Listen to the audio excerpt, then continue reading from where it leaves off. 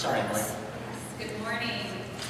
Okay, as past leader for this session, this concludes the points I hope to make about the events following the crucifixion. So this has been an interesting Bible study series, and I hope that you've all enjoyed it. Do you have any questions? Does anyone have any questions? Yes, Bobby? Yeah, I do. Whatever happened to Mary Magdalene? Oh, well, that's a really good question. I have an idea. Why don't we do a little role play? Huh? Yeah. You go. I'll start. I'm in acting now. I can do that. I think she stayed with Joseph of Arimathea. He was the one that gave him the tomb for Jesus, and Mary was the one who found it empty.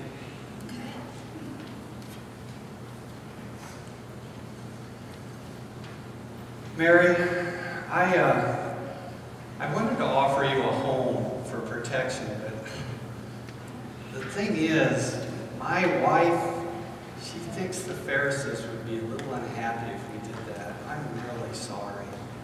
You know, that's okay, Joseph. I'll be fine. Please tell Mrs. A thanks for me. Thanks. Yeah, no.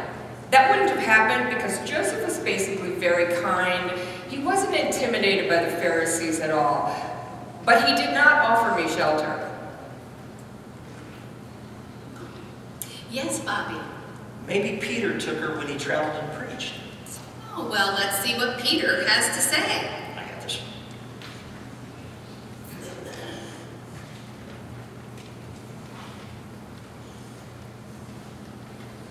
Mary, Peter!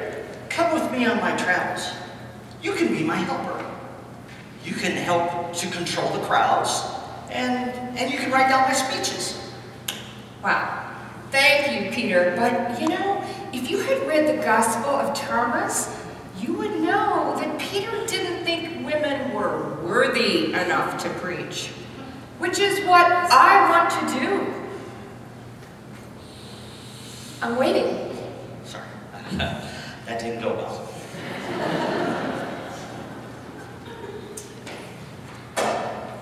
Jen.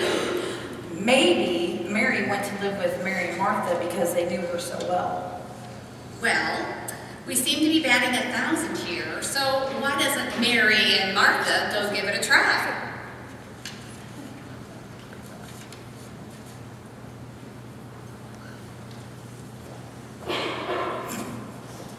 That's not a good idea. I already do the cleaning and the cooking. All you do is entertain. I don't want another mouth to feed.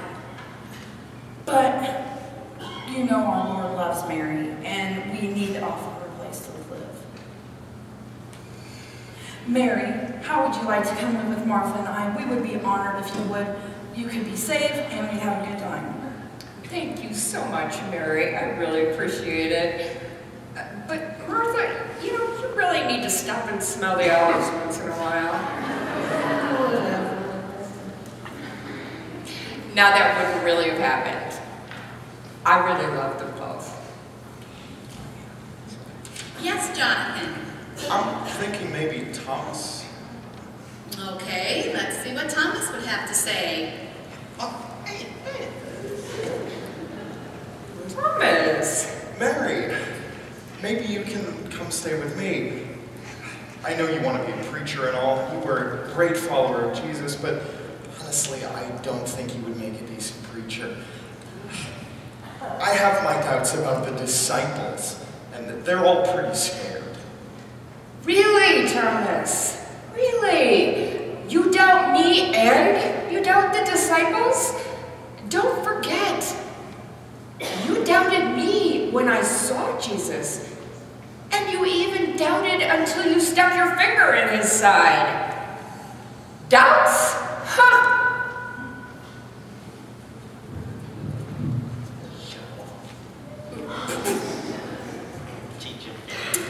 Well, not much is really known about Mary Magdalene after the crucifixion, but I have my own gospel, the Gospel of Mary. I was called apostle to the apostles. And and I was considered the first woman preacher. Google me, you'll find out. But better yet, why don't you ask your preacher? He knows a lot about me and the disciples. So I will leave that in your capable hands.